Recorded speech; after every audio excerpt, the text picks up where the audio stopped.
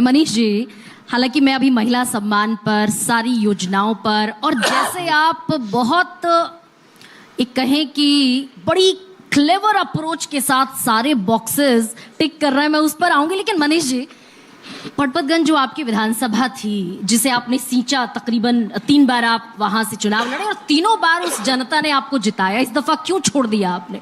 क्यों आपको सीट बदलनी पड़ी? देखिए, पटपतगंज के लोगों ने मुझे बहुत प्यार दिया। जब से राजनीतिक शुरुआत की तो मैं कह सकता हूँ कि पटपतगंज में मेरा राजनीतिक जन्म हुआ था। एब्सोल्युटली। और 3 बार बहुत अच्छे से लोगों ने जिताया। पर क्या होता है, कई बार आपको अपनी पार्टी की ग्रोथ के लिए किसी राजनीतिक स्ट्रेटजी के तहत कुछ फैसले लेने होते हैं। जैसे मोदी जी को गुजरात ने मुख्यमंत्री बनाया, एमएलए से लेके एमपी बनाया, सेंट्रल से लेके स्टेट में जो भी दिया, पर मोदी जी गुजरात छोड़ के किसी कारणवश अपनी किसी राजनीतिक स्ट्रेटजी के तहत उत्तर प्रदेश पहुंच गए चुनाव लड़ने। तो कोई पॉलिटिकल फैसला था। वैसे ही मेरा एक विजन है, वो पर्सनल भी है, मेरी पार्टी का भी है, कि देश का हर एक एजुकेशनिस्ट ये फील करे कि आम आदमी पार्टी मेरी पार्टी है, उसके बारे में कॉन्फिडेंट फील करे। देश में युवाओं के बीच इतने सारे एजुकेशनिस्ट काम कर रहे हैं, जो टीचर्स हैं वो तो है ही हैं, उसके अलावा भी बहुत सारे लोग युवाओं के एजुकेशन के लिए, कैरियर ग्रोथ के लिए एजुकेशन दे रहे हैं उनको।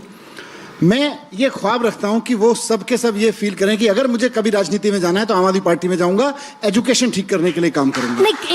एक मिनट। तो इसी दिशा में पहला मौका मुझको मिला अवध ओझा जी के साथ में। वो देश में बहुत पॉपुलर एजुकेशनिस्ट हैं।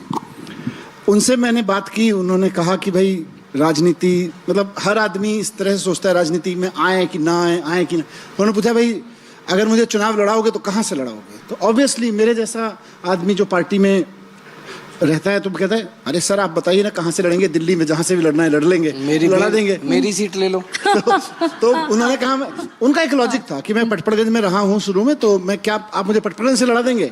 अब क्योंकि मैंने तो कहा था कि कहीं से भी लड़ा देंगे और मुझे एक पोजीशनिंग लेनी है कि भाई आपका स्वागत है, तो मैंने कहा आप आ जाइए, पटपतगंज से लड़ लीजिए। अब वो तैयार हैं, पटपतगंज से लड़ रहे हैं।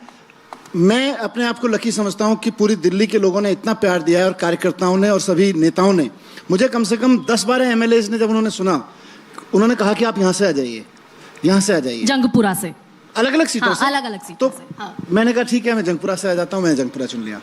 लेकिन क्या ये फियर फैक्टर भी था क्या मनीष जी, कि मात्र 3,500 वोटों की जीत रह गई? जब इन्होंने अवध ओझा जी को पटपतगंज ऑफर की थी, पार्टी इंटरनल सर्वे कराती है, मनीष जी के जेल जाने के बाद पटपतगंज में इनको लेके जबरदस्त सिंपैथी थी, और पटपतगंज हम भारी मतों से जीत रहे थे, तो उन्होंने अपनी जीतने वाली सीट अवध ओझा को दी है।